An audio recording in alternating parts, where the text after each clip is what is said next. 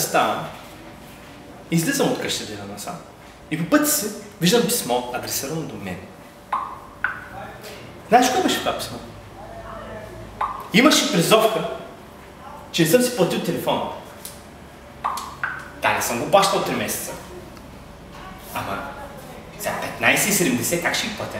Представяш си? Оля? Мерси. Марак, какво става? Какво става? Що с толкова държи днес? Ами, защото не ти дойде, ама това е друго. Брат! Слушай, вечера ще чакаме пак. Какво става? Получих някаква призовка, човек. Вече е мой. И какво? Трябва да си плащам телефона, съм го плащал 3 месеца. Колко продължиш? Много. И колко много? 15 лева! Аз си без да ти връщам 200 лева. Да.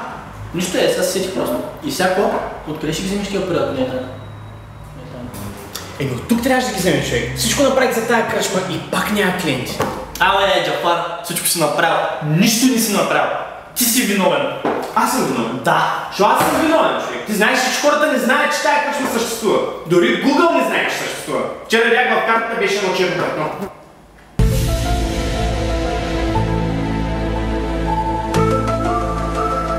Не.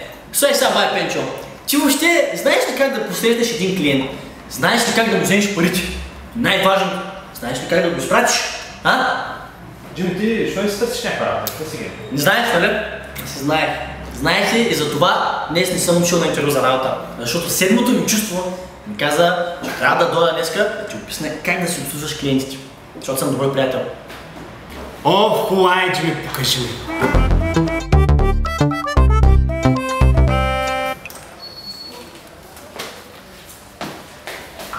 Ало! Ти си безнадежден случай. Що? Какво направих? Още не почнали? Как какво? Защо мълчиш? Значи на един клиент, красивия му хубав сексапилен крак, който въобще не го пада в момента, като влезе в заведението, трябва веднага да кажеш добър ден.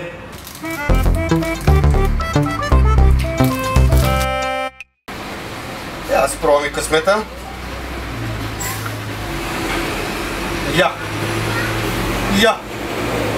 100 лева!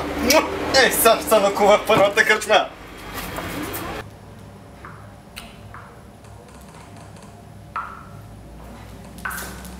Здравейте, нещо ще желаете? Не! Какво правиш? Нищо не му направиш правилно. Кой застава така за хората, като поръчват? Добре, хубаво, гледай сега как се обслужва перфектно. Айде.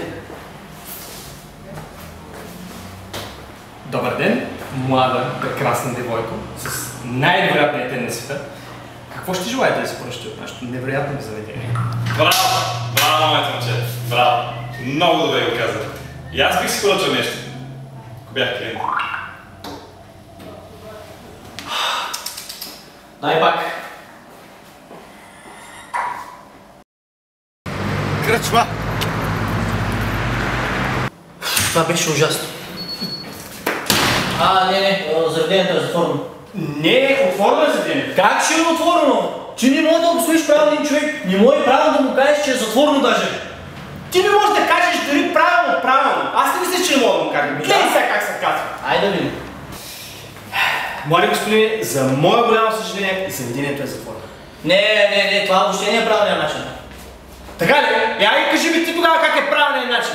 Аз да ти кажа. Да, нали си шефът тук? Аз искам да видя как е правилно. Не, аз няма му кажа, ти му кажи. Що аз да му кажа? Защо аз да му кажа? Ти му кажи. Извиняйте, ще мога да се поръчам? Спечелих им 100 лева. Искам да се почерпя. Ти не се обръщаш. Ти му кажи. Аз да му кажа, ти му кажи. Не, ти му кажи. Добре, аз ще му кажа. Не, аз ще му кажа.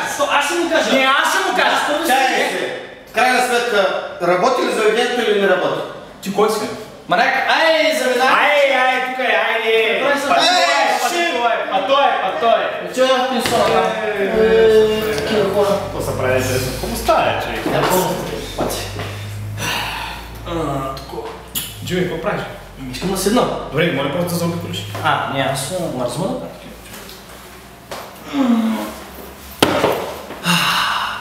Сега разбра ли какво стана? Не, смисъл? Май току-що загуби първия си истински клиент. Клиент, който не е 7 лева оборот, ами ще ти направи толкова пари, че моя заем ще да покрие. Аз ще не говоря. Не, чакай. Снимам. Да? Сега, представи си, че аз съм клиент, който си изгонил. Я ми покажи, ти какво би направил, за да ме върнеш? Ей, сега ще покажа аз какво бих направил.